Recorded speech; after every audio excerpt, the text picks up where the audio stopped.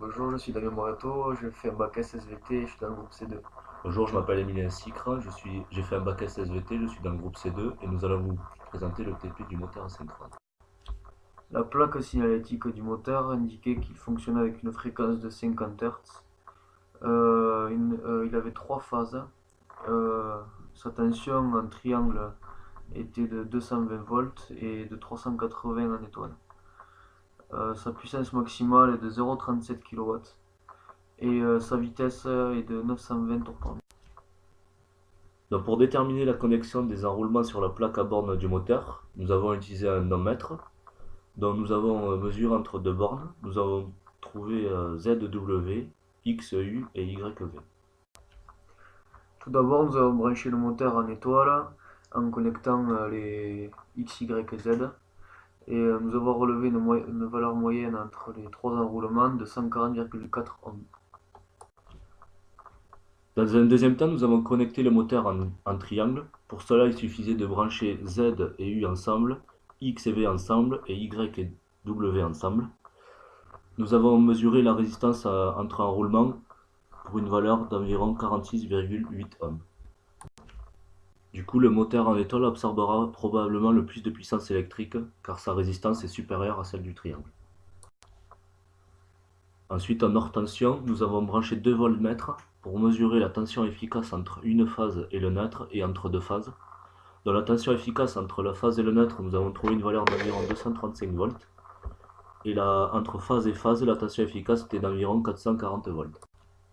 Voici le schéma du branchement en triangle avec inversion de sens. Donc en appuyant sur le bouton avant, c'est le contacteur KM1 qui se ferme.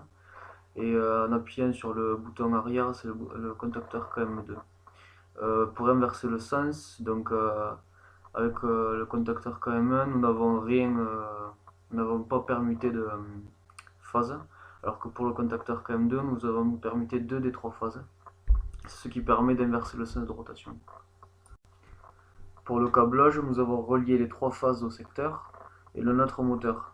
Ensuite, nous avons relié F1 à KM1 et KM2 en inversant deux phases sur les trois sur KM2.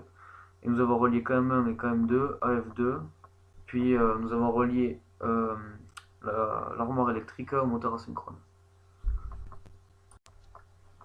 Donc après avoir réalisé le câblage de la partie puissance, nous avons placé un ampèremètre pour mesurer l'intensité J220-380 dans un enroulement et nous avons trouvé une valeur de 0,8 A.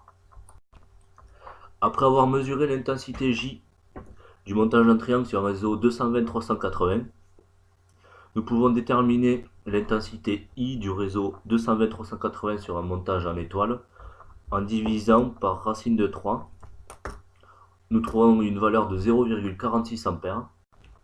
Ensuite, pour déterminer la valeur de l'intensité sur un réseau 380-660 dans un montage en triangle, il suffit de multiplier par 1,72 la valeur de l'intensité sur un réseau 220-380 en montage en triangle. Nous trouvons une valeur de 1,38 A. Et pour déterminer la valeur de l'intensité sur un réseau 380-660 en montage en étoile, il suffit de diviser par racine de 3 la valeur trouvée précédemment et nous trouvons une valeur de 0,8 A. Voici le schéma de l'armoire électrique. En noir, nous avons la marche avant, en bleu, la marche arrière. Fluoté, c'est le bouton d'arrêt. Et nous avons en rouge le mode triangle et en vert le mode étoile. Donc l'utilisation d'un contacteur à verrouillage mécanique sert à éviter que la marche avant soit faite en même temps que la marche arrière, et de même pour la mode triangle et le mode étoile. Maintenant, voici le schéma du circuit de puissance avec marche arrêt, inversion de sens, et puis démarrage étoile triangle. Donc c'est le même schéma que tout à l'heure, sauf qu'on a rajouté un contacteur L qui est branché au contacteur KM5, qui est un contacteur câblage triangle, et CAM4 est un contacteur en câblage étoile. Donc ces deux contacteurs sont branchés directement au moteur asynchrone. Dans la vidéo suivante, nous allons voir une alternation entre le mode triangle et le mode étoile sur le moteur grâce à la réalisation de ce câblage. ce qui nous montre une différence d'intensité.